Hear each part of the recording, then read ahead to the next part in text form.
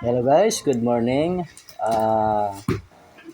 Panoorin natin guys yung isang viral na ginawa ng mga enforcer na nanghuli ng motor na wala yung mga may-ari at wala silang na-issue ng mga resedo. Hello, sir. Sir, teka lang ha. Hey, dito ka. Bakit po nyo ikinarga yung aming motor ng walang ticket? Paano po namin matutubos yun? Tikitan doon, sir.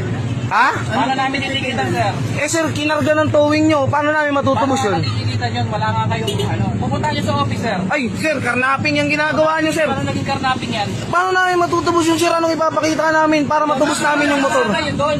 Ha? Saan nga kami pupunta, sir? Saan kami pupunta? Kasi sir, kinakausap kita, tinalikuran mo ko. Ngayon, paano na?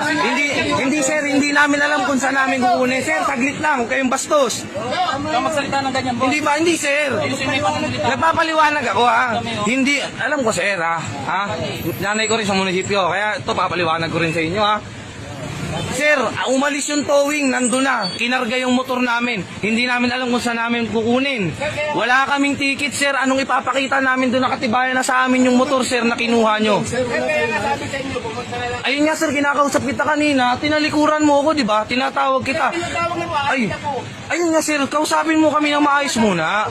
Sir, tinanong kita kanina. Sabi ko, sir, sige po, may student po ito, nakikiusap ako, di ba? Sabi mo, doon ka na lang makipag-usap. Sabi ko, sir, saan po makukunin?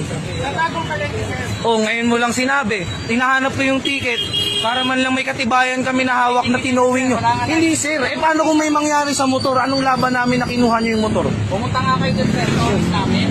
Eh, sir, anong laban nga namin na nasa inyo yung motor? ORCR yan, di ba? May ORCR nga. Eh, ang tanong nga, anong laban namin kung halimbawa may mangyari sa motor? Wala kaming katibayan na kinuha nyo yung motor kasi wala kaming ticket. Ano lang yan doon, nakapark lang yan doon. Mahirap yung sinasabi nyo, sir. Dapat mag-i-issue kayo ng ticket, sir. Hindi, nilalaban ko lang yung tama sa batas, sir. Paano nga titikitan? Hindi, ay. Magbigay man lang kayo ng... Kaya wala. O sige, sir. Sabi mo sa ano, Hindi, sir. Paano namin tutubusin yun na wala kaming ticket? O sige nga. titikitan yan, di ba? Ay, sus. Paano kayo makakasunod? Nasa inyo yung motor, sir. Hindi magmasahe kayo. Oh, ay, tingnan mo. Yung dahilan mo, sir. Nahuli kayo eh. Hindi problema ba namin yan? Oh, sus. Tama problema yan. Bago kayo manghuli, sir, manikit kayo. Saan ba kayo nakakita ng nanguhuli na walang panikit? Ayun, sir, yung motor, oh, inalis na, oh, sina kayo. Wala man lang kami patibay, oh. Ha? May student niya, sir, hindi highway to. Hindi highway to. Sir, kasama ako, bumaba lang ako. Ha? Kasama ako, bumaba lang, magpapapalit lang kami, ha? Yan, gawain ng taytay yan, ha? Sino mo, ha?